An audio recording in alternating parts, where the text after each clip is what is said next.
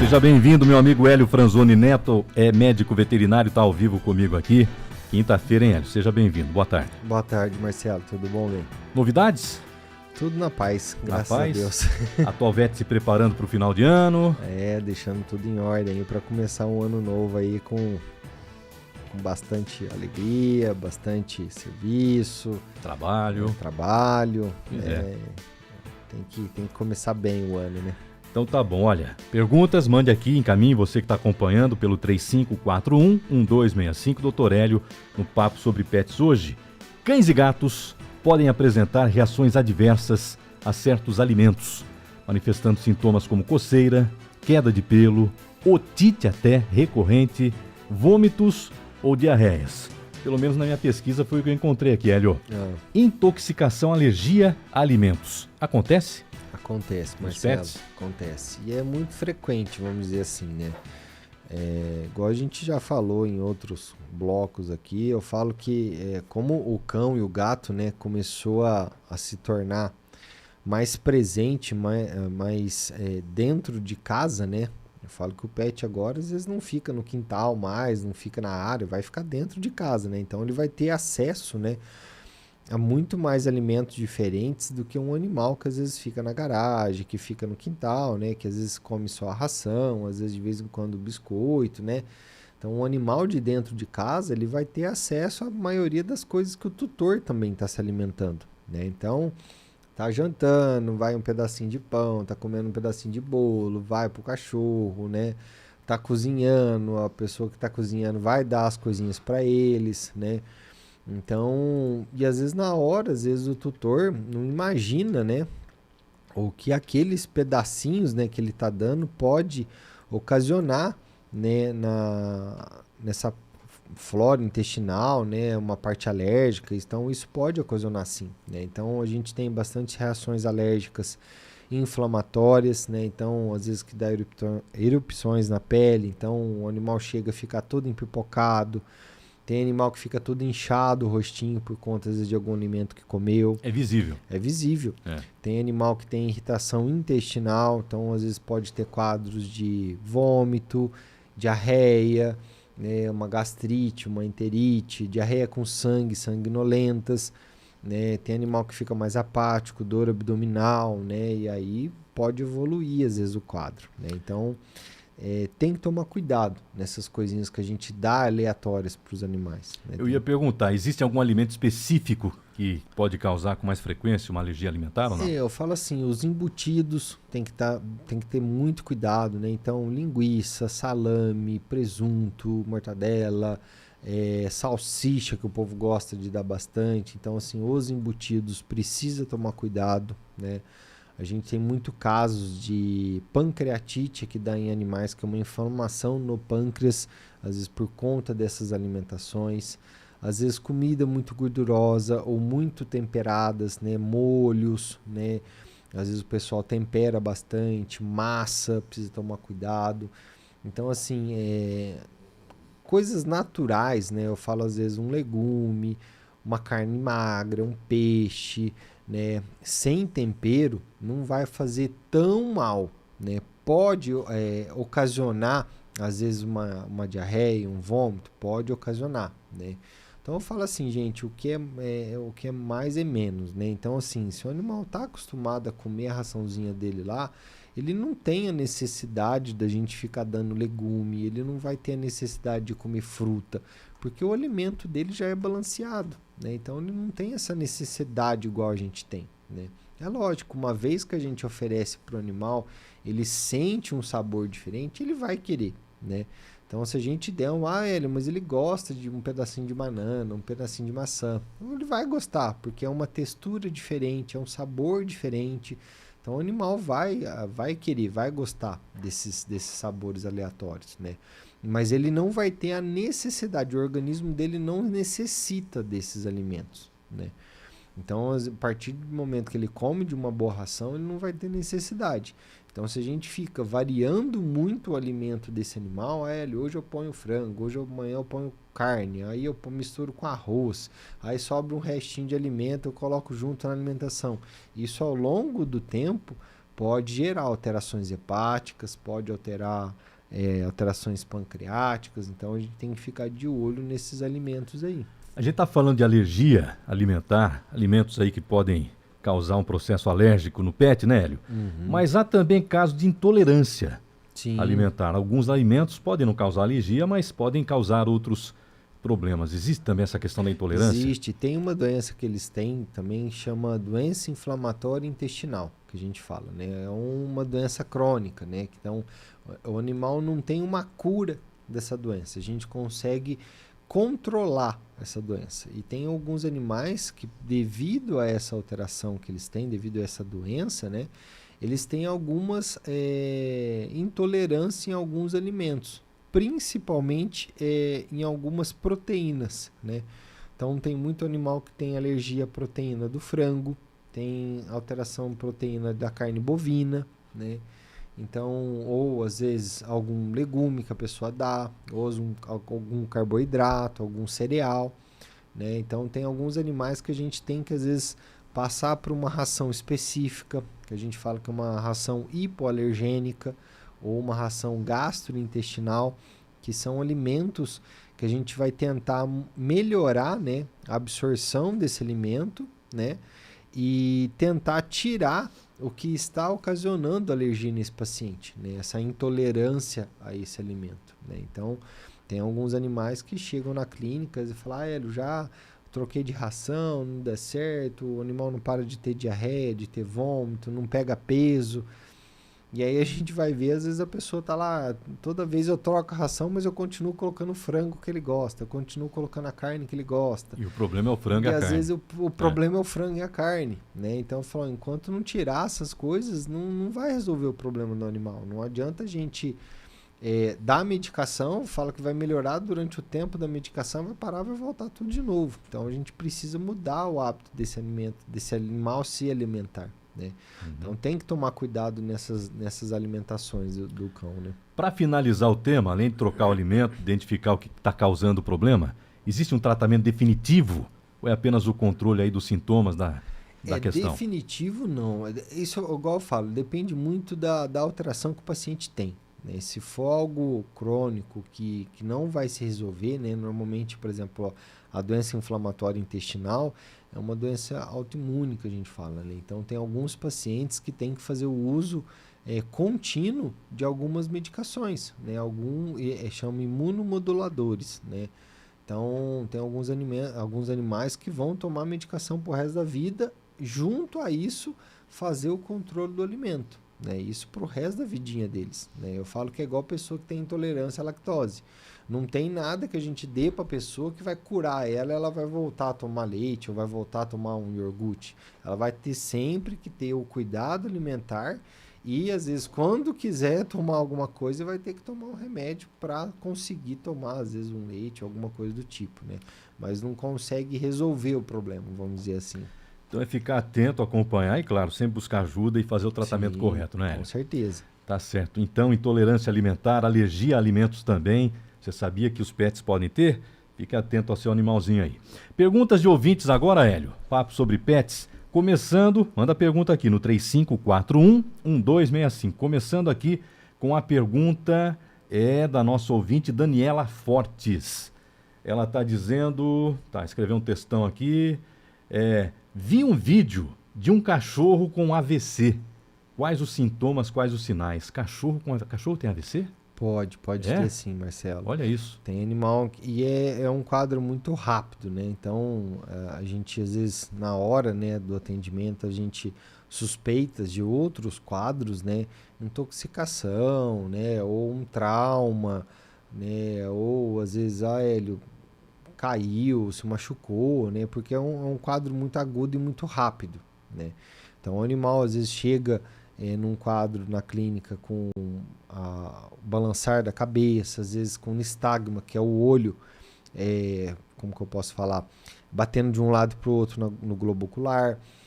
Tem animal que começa a girar em círculo, tem animal que não consegue se levantar, fica só dobrado para um certo tipo de posição.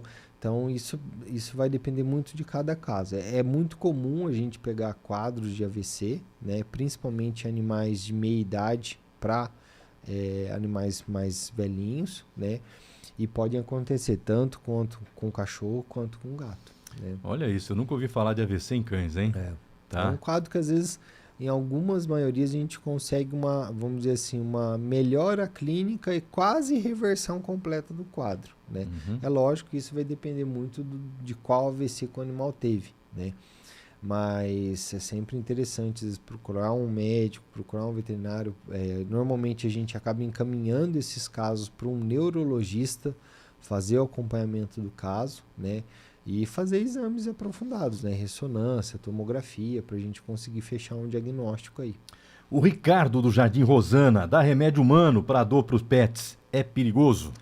Não, eu falo que assim, a maioria dos medicamentos que a gente acaba utilizando na clínica veterinária é de parte veterinária, é de parte de humano, né? Eu falo que assim, lógico, tem as farmácias, os grupos farmacêuticos veterinários, né?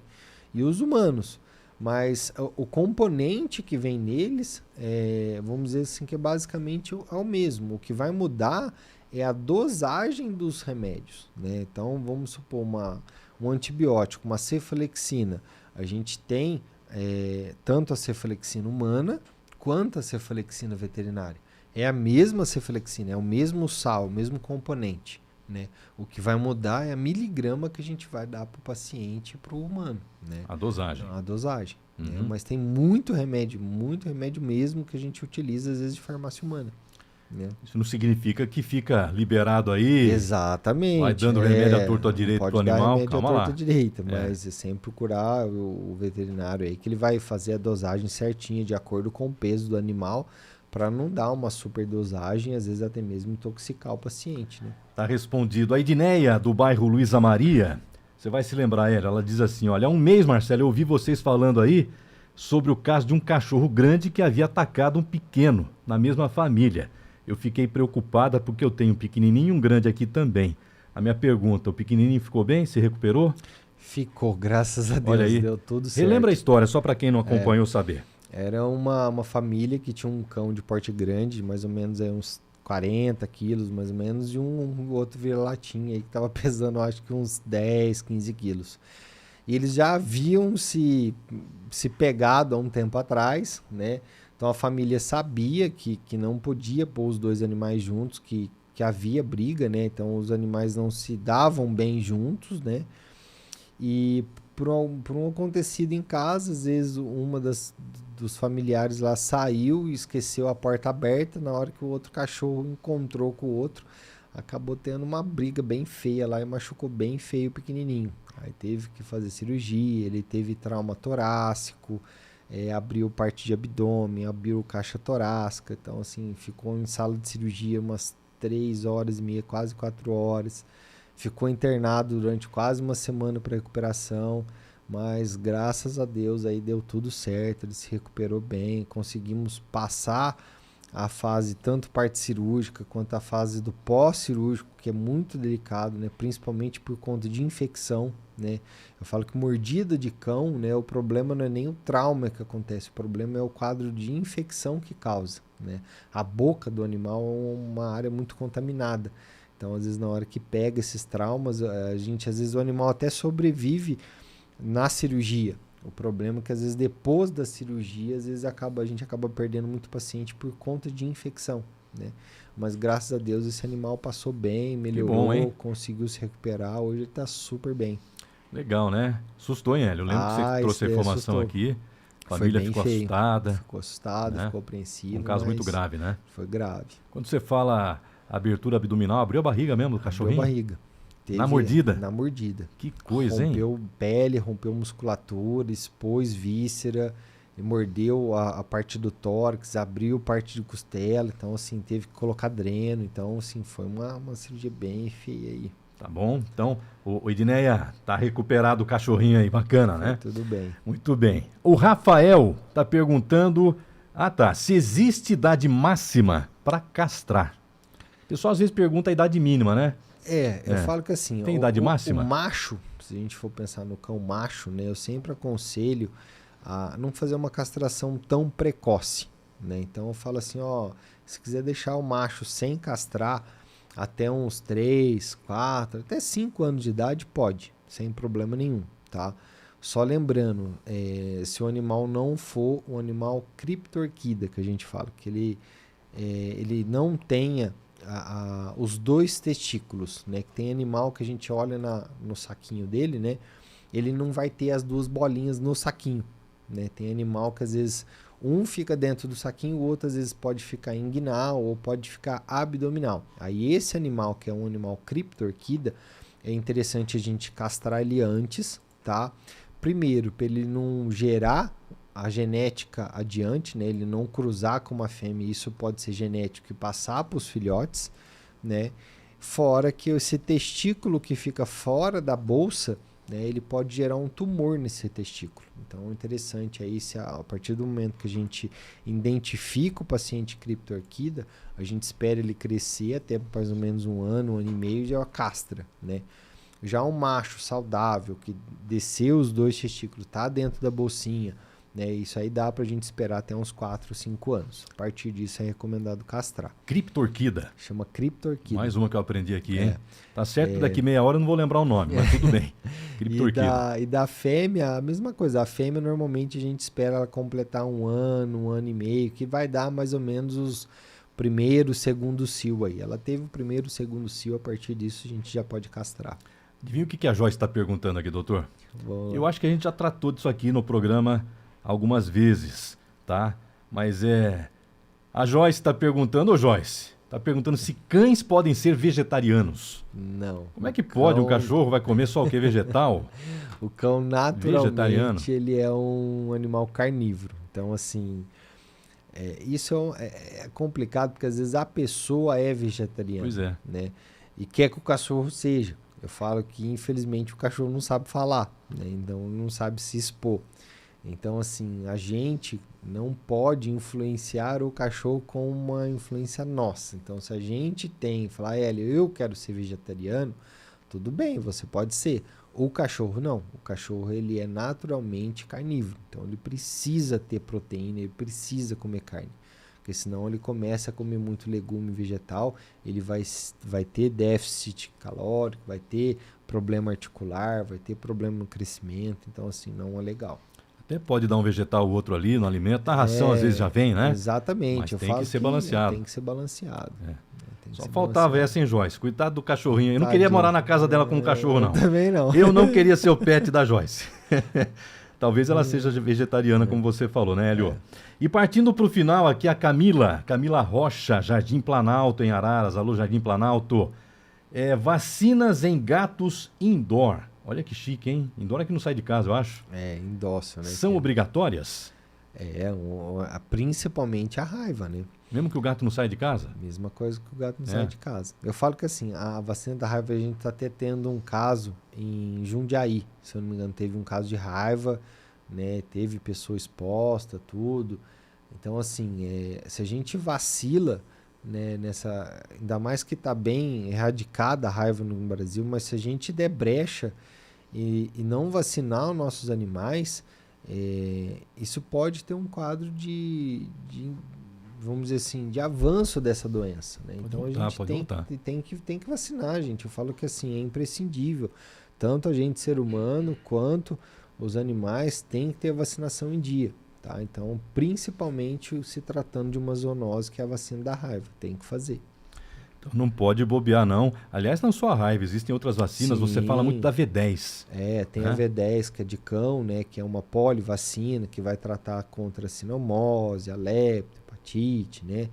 E tem a V4, que é a felina, né? Que vai proteger contra alguns agentes, né?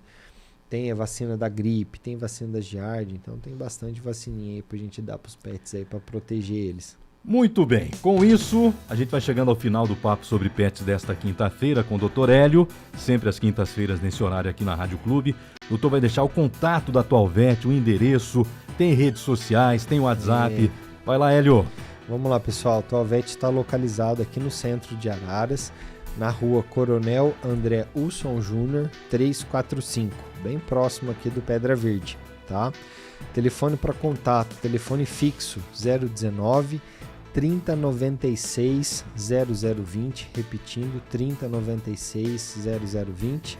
E o WhatsApp, celular para plantão, ou mandar mensagem, é 019 99597 2527. Repetindo, 019 99597 2527. Maravilha, Hélio. Obrigado mais uma vez. Um abraço para todos. Legal. Falei com o Dr. Hélio Franzoni Neto, que é médico veterinário, no Papo sobre Pets desta quinta-feira.